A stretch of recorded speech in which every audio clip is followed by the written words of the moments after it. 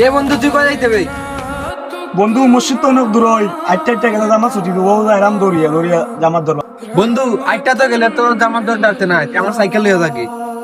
আচ্ছা বন্ধু, অনেক ধন্যবাদ তোরে। জানে ইমাদের লগে তোর 2 দিন হইলো না পরিচয়, তুই তারে সাইকেল দিয়া দিলে। বন্ধু সপ্তাহ পরে হয়েছে গা বিশ্বাস।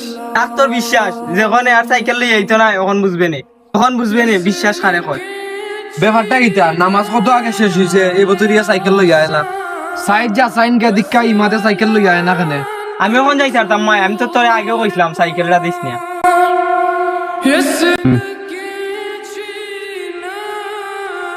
ভাই অনুপ আপনার সাইকেল, তোর অনেক ধন্যবাদ বন্ধু। আর তোর আইতেও তো দেরি হয়েছে কেন বে? বন্ধু একটু দরকার হয়ে গেছে কি বাজার, ও আইতে একটু দেরি হয়েছে একটু না বন্ধু তে সমস্যা নাই।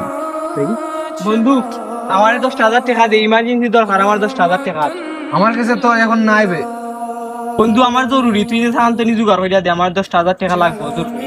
আমি অনেক কয় পাইতাম, আমার কাছে তো এখন ঠেকা নাই বে। কোন আমি চাইতাম। আমি আছি।